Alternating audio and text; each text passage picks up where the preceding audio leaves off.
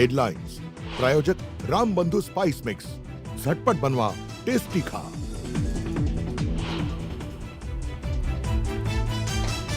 हिंदूंना झोपून चालणार नाही, हिंदुत्वाच्या नावावर लूट सुरू, लुटणाऱ्यांना जागा दाखवली पाहिजे, उद्धव ठाकरेंचं वक्तव्य।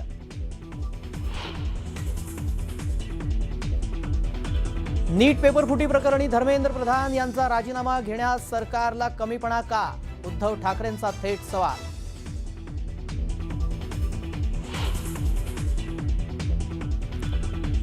माजी खासदार विनायक राऊतांची सुरक्षा काढली, संरक्षण शाखा 1 कडून सुरक्षा मागे घेतल्याची माहिती। 30 मे रोजी पत्र पाठवून सुरक्षा कायम ठेवण्याची केली होती मागणी।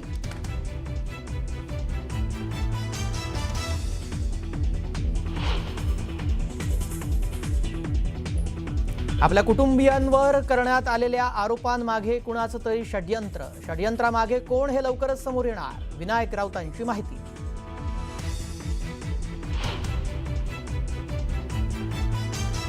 मुख्यमंत्री पदाच्या एकूण कार्यकाळासंदर्भात देवेंद्र फडणवीसांनी शरद पवारांना टाकलं मागे। मुख्यमंत्रीपदी 2430 दिवस पूर्ण करत फडणवीस 3ऱ्या स्थानी।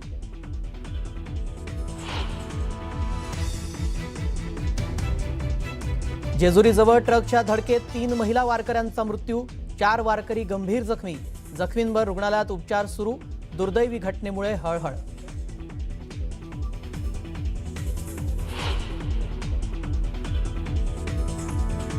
जेजुरीतील अपघातानंतर उपमुख्यमंत्री सुनेत्रा पवारांकडून रुग्णालयात जाऊन जखमींची विचारपूस, तर हा अपघात अत्यंत वेदनादायी असल्याचं म्हणत व्यक्त केलं दुःख।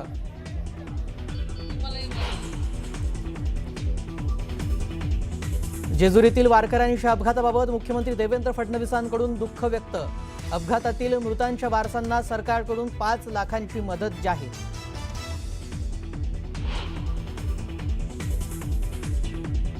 राम मंदिर दानचोरी प्रकरणामध्ये सुप्रीम कोर्टाची ट्रस्टला नोटीस, सुप्रीम कोर्टानं SIT स्टेटस रिपोर्ट मागवले, पुढील सुनावणी 20 जुलैला।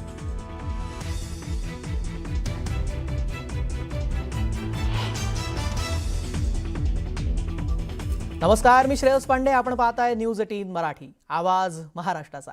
आता बातम्या सविस्तररित्या पाहूयात। राम मंदिर दानचोरी प्रकरणावरून उद्धव ठाकरे यांनी पुन्हा एकदा भाजपवर जोरदार हल्लाबोल केलेला आहे।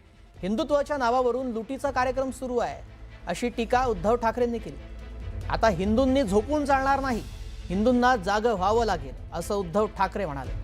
तर 18 जुलैला नागपूरमध्ये होणारा राम रक्षा आंदोलनात सहभागी होणार असल्याचं त्यांनी यावेळी सांगितलं।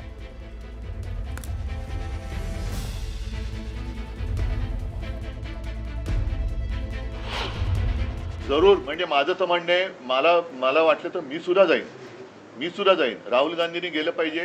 देशातील ज्यांना असं वाटतं, मग अगदी भारतीय जनता पक्षातले असले तरी, जसं मी राम रक्षा आंदोलनात भाजपच्या कट्टर कडवट हिंदुत्ववादींना आवाहन केलं होतं की ज्यांना हिंदू धर्माबद्दल प्रेम आहे त्यांनी सहभागी व्हावं, तसंच आज देखील मी पक्षाच्या पलीकडे जाऊन ज्यांना या देशातल्या युवकांबद्दल एक आस्था आहे, तो कोणत्याही पक्षाचा असो, पक्षाचे जोडे बाजूला ठेवून तिथे जावं, अशी माझी सगळ्यांना विनंती आहे।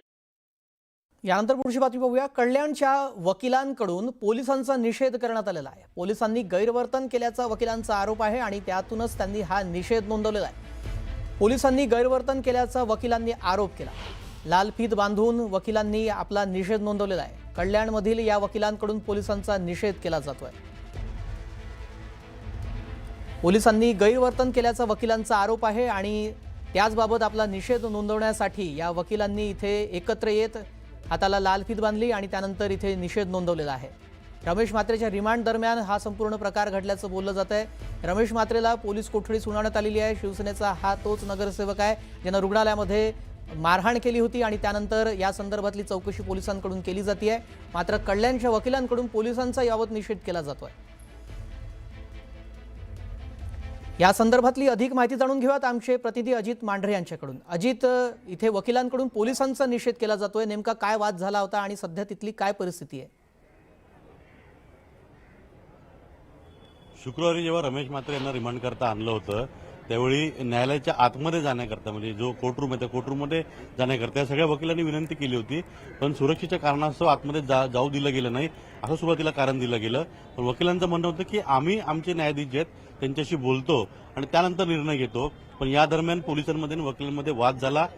पोलिसांनी यांच्या म्हणण्यानुसार पोलिसांनी तुमच्यावरती गुन्हा दाखल करू, कायदा सुव्यवस्था प्रश्न निर्माण करताय अशा वेगळ्या पद्धतीचे आरोप केले आणि गुन्हा तुमच्यावर दाखल करतो असे देखील त्या ठिकाणी त्यांना बोलण्यात आलं. या सगळ्या गोष्टीचा निषेध म्हणून आज कल्याणमधले सगळे वकील जे आहेत हे लाल फीत लावून काम करतायत. सगळे कोर्टामध्ये रेग्युलर कामकाज सुरू आहे, पण एक निषेध म्हणून पोलिसांचा त्यांनी लाल फीत लावून काम केलेलं आहे. त्या दिवशी नेमकं जेव्हा काय घडलं त्यावेळी हे उपस्थित होते. काय घडलं त्यावेळी? जसं मी ऍडव्होकेट प्रदीप बाबासाहेब कल्याण कोर्ट, त्या दिवशी जेव्हा आरोपी रमेश म्हात्रे यांना कोर्टामध्ये हजर केलेलं होतं त्यावेळी पोलिसांची अशी अरेरावी होती की तुम्ही हा 5 मिनिटाच्या आत हा परिसर तुम्ही रिकामा करा, अन्यथा आम्ही तुमच्यावर 353 म्हणजे सरकारी कामात तुम्ही अडथळा करताय असे गुन्हा दाखल करू.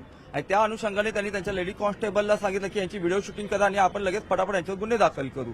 तर अशा प्रकारे जेव्हा आम्ही अतिशय शांततापणाने आम्ही कोर्टाच्या प्रिमायसेसमध्ये उभं होतो त्यावेळी पोलिसांची ही अरेरावी आहे आणि आम्ही आज कोर्ट ऑफिसर आहोत आणि आज कोर्ट ऑफिसरचा असा अपमान करणं म्हणून हा निषेध केला जातो. येस, वकील हा कोर्टाचा अविभाज्य भाग आहे. कोर्टामध्ये कामकाज पाहण्यासाठी त्यांना कोर्टामध्ये प्रत्येक कोर्टरूममध्ये जावं लागतं आणि अशा परिस्थितीमध्ये एखादा आरोपी आणलेला असेल आणि त्या आरोपीच्या संरक्षणात किंवा त्याला व्हीआयपी ट्रीटमेंट देण्याच्या नादामध्ये जर कोणता पोलीस अधिकारी जर आमच्या बरोबर गैरवर्तन करत असेल, आम्हाला ढकलत वगैरे असेल